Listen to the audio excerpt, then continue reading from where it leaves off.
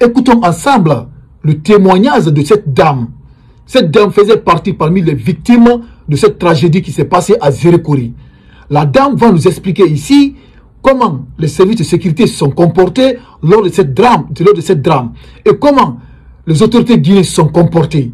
Cette dame, c'est une témoin oculaire de cette tragédie et va nous expliquer clairement, réellement de ce qui s'est passé, comment elle s'est sauvée, comment les autorités et les services de sécurité se sont comportés. Mes frères guinéens et africaines, regardons cette témoignage jusqu'à la fin, mais avant tout, partageons ensemble cette vidéo massivement dans tous les groupes et après cette vidéo, mettez dans les commentaires ce que vous en pensez par rapport à ce témoignage. Et ceux qui ne sont pas abonnés, appuyez sur la cloche de notification pour ne pas rater les prochaines actualités de Kimbo TV. Écoutons jusqu'à la fin, après je vous reviens.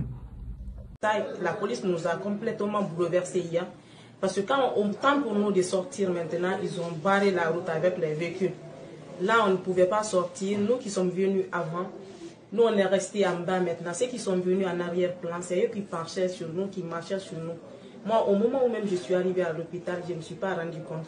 Parce que ça trouvait maintenant, j'avais piqué crise, gage maintenant, c'était trop dépassé. Heureusement, c'était pas plus de peur que des mal, s'il faut le dire. Mais franchement, c'était compliqué. Franchement. Les autorités ont démissionné leurs responsabilités hier. Parce que vous allez savoir que les autorités, au moment pour eux d'encadrer les enfants, les mineurs qui étaient au stade, cela n'a pas été leur préoccupation. Leur préoccupation était que comment eux vont sortir au stade. Et la sécurité qui devrait maintenant garder la population, la sécurité a fait face à les autorités, juste pour les sauver et ils n'ont qu'à sortir.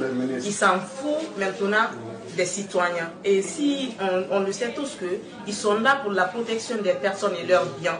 Les autorités là, eux, ils peuvent se défendre d'une manière que la population ne peut pas se défendre de la sorte. Franchement, hier quand même,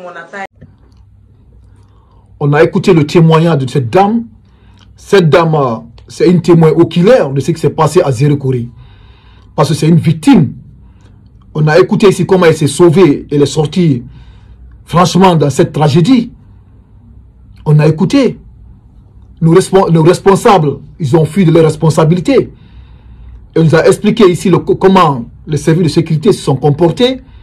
Comment eux-mêmes ils ont fui de ce qu'ils ont provoqué. Tandis que c'est les services de sécurité, c'est eux qui ont provoqué ce drame. Parce qu'ils ont tiré la gaz lacrymogène qui a semé la panique. Et cette panique maintenant, c'est ça qui a causé assez de morts. Parce qu'on a écouté la diaspora de la Guinée forestière qui se trouve en Europe aujourd'hui, qui nous a donné le bilan de cette tragédie. Parce qu'on a appris qu'il y a 300 morts. Pas 56 morts, 300 morts. Les autorités guinéennes nous disent 56 morts. Parce que nous tous nous savons que les gens ne vont jamais nous dire le chiffre exact des gens qui sont tombés lors de cette tragédie. Même nos responsables, nos autorités, ceux qui ont organisé, ceux qui ont eu l'initiative d'organiser ce fameux tournoi, ils ont fui les responsabilités. Parce que la dame nous a tout expliqué ici. Ils ont fui même. Ils ont monté dans leur 4x4, ils ont fui, ils ont parti. Laissez le pauvre population, comment dirais-je, les innocents. Ils ont laissé les supporters, tout le monde dans ce drame. Ils ont fui.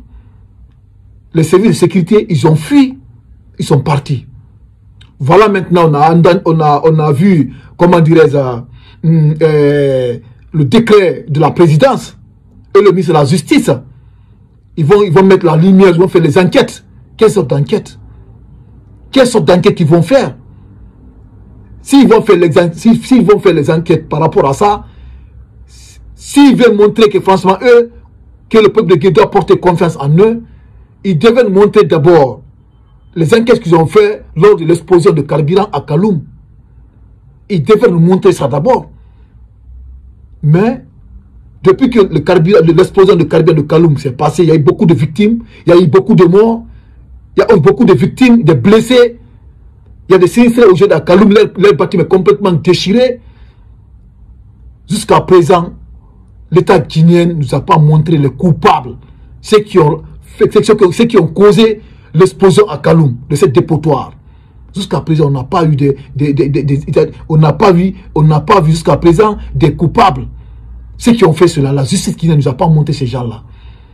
Si maintenant, aujourd'hui, eux qui ont provoqué cette tragédie à Zérekoré, ils peuvent nous montrer les vrais coupables de cette tragédie. Si d'abord ils doivent arrêter d'abord les vrais coupables, ils devraient commencer d'abord par le ministre des Sports, qui est Bourgoula Haba. Ils devraient commencer d'abord par Amara Kamara, qui était là-bas pour faire des campagnes de propagande pour Général Mamadou Doumbouya, une campagne de soutien au Général Mamadou Doumbouya dans la région forestière. Ils devaient commencer par eux. Ils devaient commencer aussi par Dansa Kourouma, qui sont sortis faire des campagnes de propagande. Et c'est compris, mais c'est le contexte qui se pose. Ils vont prendre personne. Personne ne sera arrêté, mes frères guinéens africains. Personne. Ceux qui sont tombés dans ce drame, c'est eux qui ont perdu. C'est leurs familles qui ont perdu. Et c'est comprenez, parce que c'est des gens aujourd'hui qui se sont sacrifiés. C'est comme ça que je peux dire. Parce que les gens qui sont sur le pouvoir, ils se sacrifient les gens là. Sinon, comment est-ce que un tournoi de football, un peu de panique entre les supporters, entre les supporters, les services de sécurité viennent tirer le gaz lacrymogène qui a sémé la panique. Et c'est ça qui a sémé la panique. Ah oui. Raison pour laquelle je vous dis, franchement, mes frères guinéens africains, cette dame, c'est une témoin oculaire.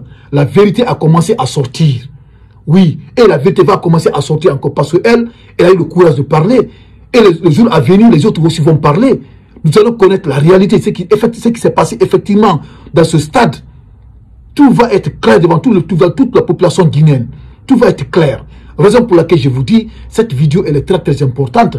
Elle mérite d'être partagée dans tous les groupes Messenger, WhatsApp, tous les groupes. Et mettez dans les commentaires ce que vous en pensez par rapport à ce témoignage.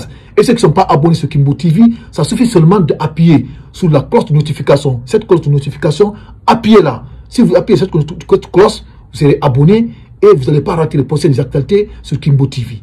Donc merci et les actualités continuent.